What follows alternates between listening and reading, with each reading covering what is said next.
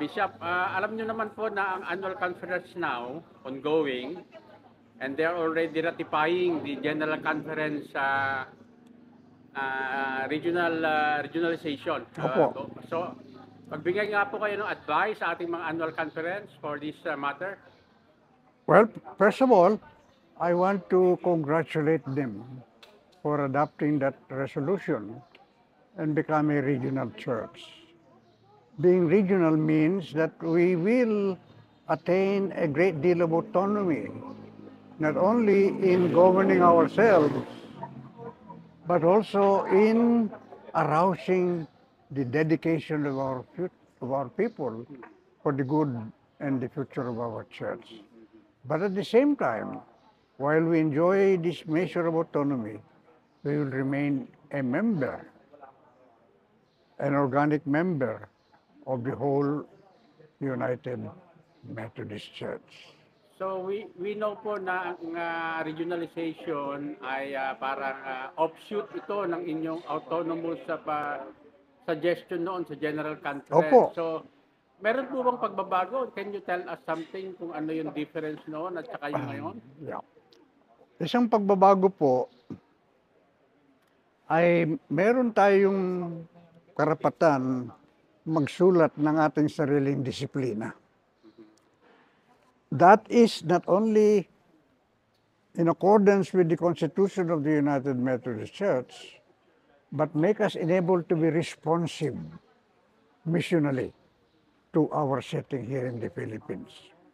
And one of the things we can do is to prevent same-sex marriage in our country, because that is not part of our culture. We can put that in our discipline. Mga Amerikano po, merong desisyon ng kanilang Supreme Court allowing such a thing. But we are not bound to obey the decision of the Supreme Court of the United States. The Americans are bound to do it, but we are not bound to obey.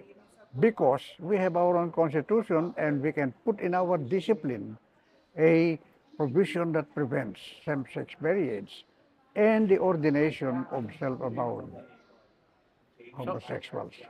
Yun pong issue ba ng regionalization, it will solve our problem which is dividing our church today? Well, if those who are disaffiliating can become part of the regionalized church as an umbrella, we can affirm some of the reasons of disaffection with our church and do something about them within our own resources and by our own efforts. Why join another denomination when the same problems arise? Bakit hindi tayo ngayon ang mismong maghanap ng paraan sa ating kakayahan para bigyan natin lunas itong mga problemang hinaharap ng ating iglesia? Yung bang paghiwa-hiwalay, nakakatulong ba yun sa paghanap ng solusyon? Nadadagdagan ang ating problema dahil diyan. So dun po ba sa mga paggawa ng ating mga provisions ng ating Regional Book of Discipline, pwede ba tayong maglagay doon ng anything or there are some limitations? Well, the only limitation is what would prevent us from becoming another denomination. But if we stay within the umbrella of the United Methodist Church as a global church and remain Methodists, promoting the legacy of John Wesley, but rethinking it so that it may be more responsive to our situation here. Halimbawa, sabi ni John Wesley, merong tayong parte sa pagiging banal. Pero hindi natin mabigyan ng limit ang pag-ibig ng Diyos sa atin. Love is a universal activity of God. We cannot put a limit to that. And one of the sin that is actually coined and referred back to the church is the sin of schism, the sin of division. Sa gobyerno walang ganun. Pero sa iglesia, pagka nagdi-divide, you further divide the church, that is a sin. That is grieving the Holy Spirit. Can you cite some provision on our Book of Discipline that talk about like a sin of secession? Oh, there is a provision in our discipline that our spirit is more inclusive rather than exclusive. What does it mean to be inclusive? It is to love. Even to love those who are making their enemies. Yung problema po dito mga disability, ginagawang enemy ang Iglesia Metodista, kung ano-ano sinasabi nilang hindi tama. No, they make enemies of us, but we should not make enemies of them. We should be more inclusive with our embrace out of love for them.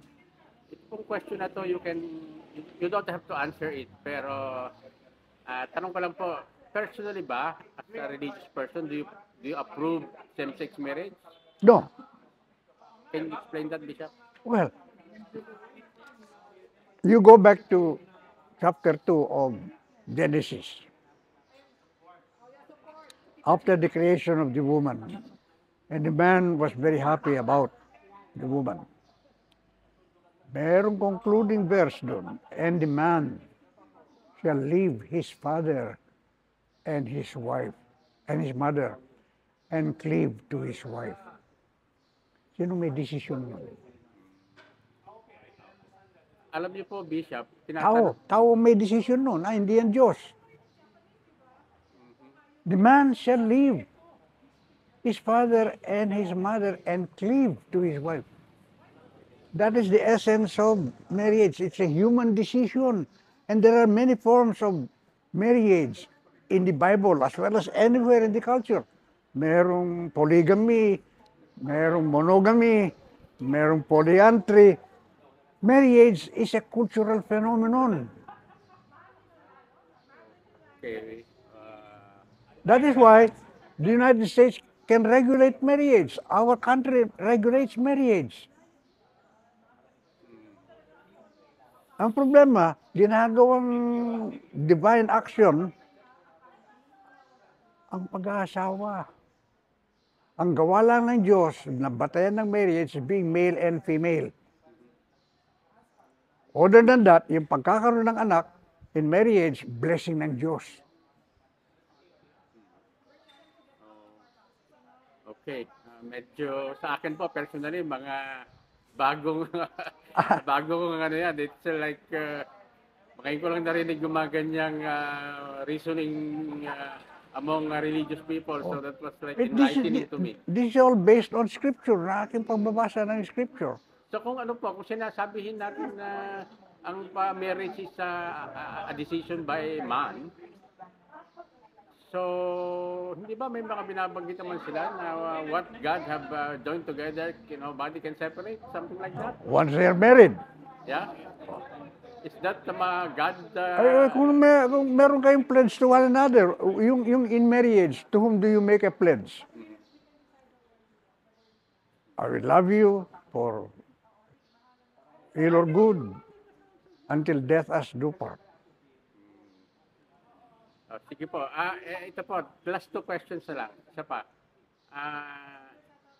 May mga may mga idea na maganda sana. If we want to be a fully autonomous church, but still within the global connection ng Methodist Church, pwede rin po ba yung usapin na ang mga obispo na darating hindi yung mga retired? Because retired bishops are grandfathered by their service dun sa last, so they can still get their pension, old pension. Pero yung mga darating ng bishop natin under the Regional Book of Discipline, can they receive yung compensational will be in peso?